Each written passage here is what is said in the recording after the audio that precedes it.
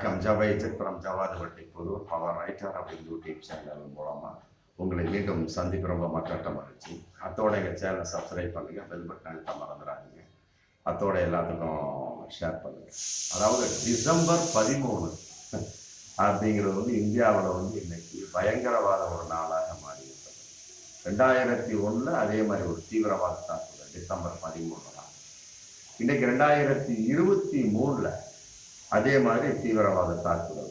இது தீவிரவாத தாக்குதலாக தான் எடுத்துக்கொள்ள முடியும். 2023 கேட்டால் கலர் குண்டு தாக்குதலாம். ஆமாம், இதே டிசம்பர் 13 இரண்டுக்குமே ஒரு ஏகப்பட்ட ஒற்றுமை இருந்தாலுமே கூட ஒரே ஒரு வேற்று மதத்தின் அடிப்படையில் அந்த தாக்குதலை நடத்தியவர்கள் இஸ்லாமியர்கள், இந்த தாக்குதலை நடத்தியவர்கள் இந்து மதத்தை சேர்ந்தவர்கள் அப்படிங்கிறத ஒரு மிகப்பெரிய ஒரு சின்ன வித்தியாசம். மற்றபடி எந்த ஒரு வித்தியாசமும் கிடையாது. இது ஏதோ ஒரு சம்பவத்தின் அடிப்படைக்காக ஒத்திகை பார்க்கப்பட்டது அப்படிங்கிற மாதிரி தான் நம்ம சொல்ல முடியும். அதாவது 3 மாசமா ட்ரை பண்ணி அந்த 2 பசங்க அந்த குறிப்பிட்ட எம்பி பிரதாப் சின்ஹா அப்படிங்கிற மைசூர் எம்பிட்ட அந்த ஒரு அனுமதி சீட்டு வாங்குறதுக்காக போராடி இருக்கிறாங்க. அப்புறம் ஒரு ரூம்குள்ள உட்காந்து திட்டம் போட்டிருக்கிறாங்க. திட்டம் போட்டு கரெக்டாக டிசம்பர் 13 அந்த சம்பவத்தை நடத்தணும் அப்படிங்கிற ஒரு கேள்வி வருதா இல்லையா? ஏன் டிசம்பர் 16 நடத்தலாம், ஏன் டிசம்பர் 26 கூட நடத்தலாம்? ஏன்னா டிசம்பர் 26ங்கிறது இந்தியாவிலே ஒரு மிக மோசமான ஒரு தினமானத்தை இன்னைக்கும் பார்த்துட்டு இருப்பாங்க. அது குறிப்பாக தமிழ்நாடை பொறுத்த வரைக்கும் ஏதாவது ஒரு இதில் மழை வரும், மற்றபடி மிகப்பெரிய ஒரு பூகம்பம் வெடிக்கும், அதன் அடிப்படையில் பிரளயம் ஏற்படும், வெள்ளப்பெருக்கு ஏற்படும். இந்த மாதிரிலாம் டிசம்பர் 26 செலக்ஷன் பண்ணிருக்கலாங்க. அது டிசம்பர் 13. அப்ப அந்த டிசம்பர் 13 2001 நடந்த ஒரு விஷயத்துக்கும் டிசம்பர் 13 2023 அப்படிங்கிற ஒரு தாட்டுக்கு அவர்களுடைய அந்த கொள்கையின் அடிப்படையில ஏதோ ஒரு தொடர்பு இருக்குது. பொதுவா அவர்கள் சொன்ன அந்த கோஷத்தின் வெளிப்பாடு பார்க்கலாம். சர்வாதிகாரம் ஒழிக, பெண் பாலியல் பலாத்காரம் ஒழிக அப்படிங்கிற மாதிரி பல கோஷங்கள். அப்புறம் சொல்லிட்டு ஜெய் பீம் அப்படின்னு இருக்காங்க, ஜெய் ஹிந்த் அப்படின்னு இருக்கா, வந்தே பாரத் அப்படின்னு இருக்காங்க. அதே அரெஸ்ட் பண்ணி கூட்டி போகும்போது பாரத் மாதாக்கு ஜெய் அப்படின்னு இருக்காங்க. இந்த ஒரு வித்தியாசத்தை நம்ம பார்க்கணும். அப்ப அதுக்குள்ள அவர்கள் அடக்கப்பட்டு விட்டார்கள், ஒடுக்கப்பட்டு விட்டார்கள், ஏதோ ஒன்றை மறைத்து அந்த அரசியல் செய்யப்பட்டது ஆண்டு கொண்டிருக்க பாஜகவால் அப்படிங்கிறது பகிரங்கமான உண்மையாகவும் தெரியும். அதாவது அரெஸ்ட் பண்ணி கூட்டிட்டு போகும்போதுல ஜெய் பீம் ஜெய் ஹிந்த் சொல்றாங்க. இது அரெஸ்ட் பண்ணி தாக்குதல் நடத்தும் போதுல ஜெய் ஹிந்த் ஜெய் பீம் சொல்றாங்க. அரெஸ்ட் பண்ணி கூட்டிட்டு போகும்போதுல பாரத மாதாக்கு ஜெய் அப்படின்னு சொல்றாங்க. அந்த தாக்குதல் நடந்த 2 பசங்களுடைய அப்பா என்ன சொல்றாரு, என் பையன் ஒரு பையனோட அப்பா என்ன சொல்றாரு, மோடியுடைய தீவிர ரசிகன், மோடினா அவருக்கு ரொம்ப பிடிக்கும், ஆமா வேலை இல்லாம இருக்கிறான், மற்றபடி நல்ல பையன் அப்படிங்கிறாரு. இன்னொருத்தர் அவர் ஏதோ ஒரு எலக்ட்ரிக் சம்பந்தப்பட்ட ஆட்டோ ஓட்டுவான் போல இருக்கு, அவனு வேலை இல்லாம இருக்கிறான், ஒரு குறிப்பிட்ட ஏதோ ஒரு விஷயம் லக்னோவுக்கு போயிட்டு வந்து போய் சொல்லி இங்க வந்திருக்கிறான். அப்ப இந்த கூட்டத்தின் வெளிப்பாடு என்ன? அப்ப மீண்டும் இருக்கக்கூடிய ஒரு 4 பேர் சேர்ந்திருக்காங்க. மொத்தம் 7 பேர் நடந்த ஒரு சம்பவம். அவன் ஸ்பாட்ல 6 பேர் இருந்திருக்கிறாங்க, பேலன்ஸ் ஒரு ஆள் வெளியே இருந்திருக்கிறான். 6 பேர் சம்பவத்தின் வெளிப்பாடு என்ன? என்ன திட்டம்? வெளியே 2 பேர் எதற்காக கரெக்டா அந்த பார்வையாளர் மாடத்துல உட்கார்ந்து கரெக்டா சரியா ஆள் இல்லாத இடத்துல எம்பி உட்காராத இடத்துல குதிச்சு தாவி திருட்டுத்தனமாக எதற்காக வரும்?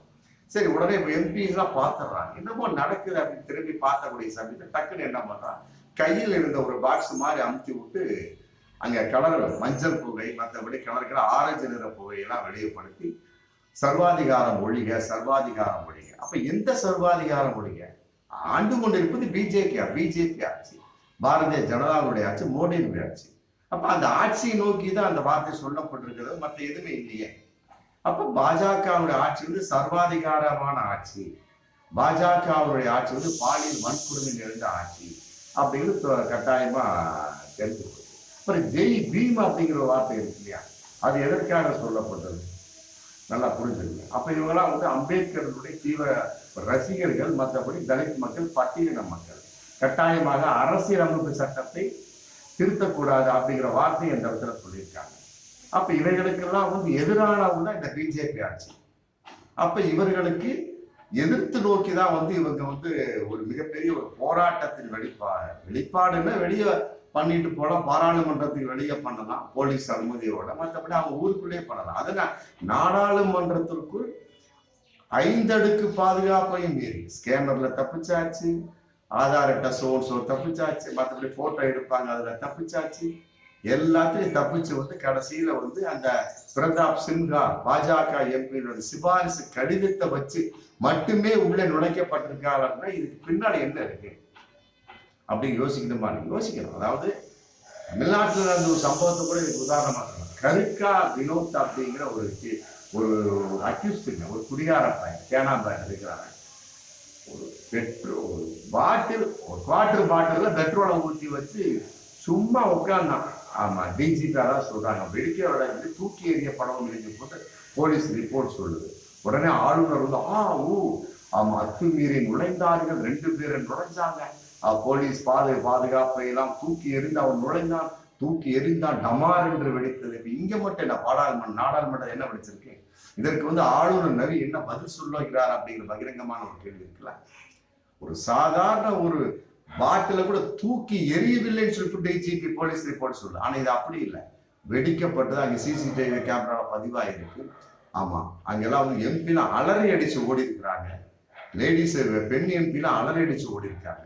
இதுக்கெல்லாம் வந்து மோடி என்ன பதில் சொல்ல போகிறார், அமித்ஷா என்ன பதில் சொல்ல போகிறார்? கட்டாயமாக வந்து இவர்கள் கூண்டோடு ராஜினாமா செய்ய வேண்டிய ஒரு கட்டம் தான் இது. கட்டாயமாக இதற்கெல்லாம் வந்து பொறுப்பேற்று ஆகும். பிரதாப் சின்ஹா இன்னைக்கு பதவியில் விலக்கப்பட்டாரா? இதெல்லாம் பார்த்துட்டு இருக்கிற அண்ணாமலை இன்னும் வரைக்கும் வாய் திறக்கவே இல்லை. கோவை குண்டு வெடிப்புங்க, அது குண்டு வெடிப்பு கிடையாது, சிலிண்டர் வெடிப்பு அப்படிங்கிறாங்க போலீஸ்காரங்க. இவங்க குண்டு வெடிப்பு அத்துமீறல் நடந்து விட்டு சட்டம் ஒழுங்கு கெட்டு விட்டது, உடனே வந்து திமுக அரசு ராஜினாமா செய்யணும், டிஸ்மிஸ் செய்யப்பட வேண்டும். ஆளுநர் ரவின்னா சொன்னார். இப்ப ஆளுநர் ரவி எந்த முகத்தை வைத்து இதுக்கு என்ன விளக்கம் சொல்லுவார்? அண்ணாமலை என்ன விளக்கம் சொல்லுவார்? தமிழக பாஜகவில் இருக்கு என்ன விளக்கம் சொல்லுவாங்க? அதே மாதிரிதான் கேரளாவில் நடந்த அந்த குக்கர் குண்டு வெடிப்பு என்ன நடந்தது? அவங்க கரெக்டா பார்த்து டக்குன்னு என்ன போச்சு கரெக்டா செட் பண்ணி கொடுத்துட்டா கிளீனா. என்னைய விசாரணை 4-5 நாள் மு.க. ஸ்டாலின் டக்குன்னு பண்ணார். கேரளாவோட லேட்டு மு.க. ஸ்டாலின் டக்குன்னு பண்ணி முடிச்சார். இந்த கோவை சம்பந்தப்பட்டது சிலிண்டர் வெடிப்பு. இவர்கள் என்ன உடனுக்குடன் விசாரணைக்குள்ள அமைச்சிட்டு 2 மணி நேரம் கழிச்சு உடனே நாடாளுமன்றத்தை கூட்டுறாங்க. எவ்வளவு ஒரு மனசாட்சி இல்லாத போக்கு பாருங்க. எப்படி அந்த தைரியம் வரும்? உடனே மல்லிகார்ஜுனன் சொல்றார், நாடாளுமன்றத்தை கூட்டுறது அப்புறம் வச்சுக்கங்க, இது என்ன சமாச்சாரம், என்ன விசாரணை? ஆமா, இதற்கு பாஜக முழு பொறுப்பு ஏற்க வேண்டும் சொல்ல உடனே பியூஷ் கோஷல் சொல்றாரு. பியூஷ் கோஷல் அப்படிங்கிற அந்த பாஜக அமைச்சர் இது வந்து காங்கிரஸ் வந்து இதை வந்து பார்க்கப்படுகிறது. ஏன் நீங்களே அரசியலாக்கல எதையுமே இல்ல, மௌனமாக இன்றை வரைக்கும் மோடியும் அமித்ஷா இருந்து கொண்டிருக்கிறார்கள். என்ன காரணம் இருக்கிறது? மணிப்பூர் விஷயத்துல மௌனம், ஹரியானா விஷயத்துல மௌனம். இப்போ சமீபத்துல நடந்த சில அந்த நாடாளுமன்ற சிறப்பு கூட்டத்துக்கு சம்பந்தப்பட்ட விஷயத்தை கேள்வி கேட்டதுக்கு மௌனம். இப்ப இதுக்கும் மௌனம். இப்படியே மௌனமாக பேசாத ஒரு சாமியாராக, ஒரு பேசாத ஒரு மனிதராக இருந்து விட்டால் எதற்காக அரசியலுக்கு வர வேண்டும் அப்படிங்கிற பகிரங்கமான ஒரு கேள்வி இருக்கு இல்லையா? உடனே அமித்ஷா வந்து விசாரணைக்கு அமைக்க சொல்லிட்டாரு. மற்றபடி மோடி சொல்லப்பட்டா உடனே அடுத்த நாடாளுமன்ற கூட்டத்தை நடத்த வேண்டும். அவசரப்படுறதுக்கு என்ன இருக்கு? இல்ல, ஒரு சாதாரண 1 மணிக்கு இது சம்பவம் நடக்குது, ஒரு 2 மணி நேரம் கழிச்சு 3 மணிக்கோ 2:30 மணிக்கோ உடனே நாடாளுமன்றம் கூட்டப்படவே அந்த அவசரம் என்ன இருக்கு? திடீர்னு ஒரு பாம்பையும் வச்சிருந்தான், ஏதோ ஒரு வகையில அதை செஞ்சுட்டு போயிருந்தான். அதன் அடிப்படையில் வேறு விதமாக இதா போயிருச்சு. போன உயிரை திருப்பு கொடுப்பாங்களா? மணிப்பூர்ல இந்த பாஜக அரசு எத்தனை உயிரை கொடுத்துருச்சு? அண்ணாமலை கொடுத்து விடுவாரா? ஆளுநர் ரவி கொடுத்து விடுவாரா? கருக்கா வினோத்து செஞ்சுட்டான்னு சொல்லிட்டு ஊரவே கூட்டினாங்க. கோயம்புத்தூர்ல ஒரு சிலிண்டர் வெடிப்பு ஊரவே கூட்டினாங்க. கேரளாவில் ஒரு குண்டு வெடிப்பு ஊரவே கூட்டினாங்க. அதே மாதிரி எக்கோவாவின் சாட்சிகள் சொல்லி போட்டு 1 மாசத்துக்கு முன்னால அந்த ஜப கூட்டத்துல ஒரு குண்டு வெடிச்சு உடனே கேரளா அரசு ராஜினாமா செய்ய வேண்டும். ஆச்சா போச்சா? நம்ம பாருங்க, அங்கே வந்து கரும்பு கொடி காட்டியிருக்கிறாங்க. அவர்கள் ஓடிட்டு விட்டார்கள். கவர்னர் உடனே வந்து அவர்கள் இன்னைக்கு விசாரிக்க கூடி கைது செய்யப்பட்டிருக்கிறாங்க. அந்த அளவுக்கு எங்க சட்டம் ஒழுங்கு கரெக்டா தான் இருந்துட்டு இருக்கு. பிஜேபியால வந்து ஒரு நாடாளுமன்ற கட்டிடத்தை காக்க முடிகிறதா? ஜனாதிபதியை கூட கூப்பிடாம திறந்தீங்க. இந்த பாருங்க, திரிணாமுல் காங்கிரஸ் அந்த ஒரு பெண் எம்பி, ஆமா, மிக மோசமான முறையில் பதவி நீக்கம் செய்யப்பட்டார். மகுவா மொய்த்ரா அப்படிங்கிற ஒரு எம்பி. அதுக்கெல்லாம் வந்து என்ன பதில் சொல்ல போறீங்க? இந்த பதில் வந்துருச்சு இல்ல. இன்னைக்கு வந்து மக்கள் பார்த்து கொண்டிருக்கிறார். நாடாளுமன்ற கட்டடத்துக்குள்ளேயே நுழையக்கூடிய அளவுக்கு ஒரு ஒத்திகை பார்க்கப்பட்டிருக்கிறது பகிரங்கமான உண்மையை பார்க்கக்கூடிய ஒரு சூழல். 4 அடுக்கு பாதுகாப்பு, அடுத்து விசாரணை, அந்த அனுமதி கடிதம் ஒன்று 5 அடுக்கு பாதுகாப்பு, 4 அடுக்கு பாதுகாப்புல போலீசார் என்ன பண்ணாங்க அப்படிங்கிறது தெரியல. இதுக்கு பிஜேபி கட்டாயம் விளக்கம் சொல்லியே ஆகணும். அமித்ஷா விளக்கம் சொல்லியே ஆகணும். இல்லாவிட்டால் அவர்கள் கூண்டோடு ராஜினாமா செய்யணும். அதே நேரத்தில் அண்ணாமலைக்கும் இதன் மூலமாக சொல்லிக் கொள்வது. இதற்கு என்ன விசாரணை? இதே ஒரு தமிழகத்தை நடந்திருந்தா அண்ணாமலை விட்டு இருந்திருப்பாரா? இதே ஒரு இஸ்லாமிய அமைப்பு செஞ்சிருந்தா பிஜேபி விட்டு இருக்குமா? இல்லைன்னா தெரியும். இதே வந்து ஒரு காங்கிரஸ் எம்பி ஒரு கடிதம் கொடுத்திருக்கிறார். அது கொடுத்தவர் வந்து ஒரு பிஜேபி எம்பி, பிரதாப் அப்படிங்கிற ஒரு பிஜேபி மைசூர் எம்பி, ரைட். இதே ஒரு காங்கிரஸ் எம்பி அடைந்து கொடுத்திருந்தா என்ன பாடுபடுத்துவீங்க? இதே ஒரு தமிழ்நாட்டில் நடந்திருந்தா உடனே சட்டம் ஒழுங்கு சீர்கட்டு விட்டு அது ஆச்சா போச்சா, அன்று கருக்கா வினோத்து, அன்னைக்கு வந்து கோவை குண்டுபிடிப்பு, இன்னைக்கு வந்து இது சொல்லப்படி என்ன ஒரு குரலை கிளைப்போட்டு திமுக அரசை டிஸ்டர்ப் பண்ணிருப்பீங்க.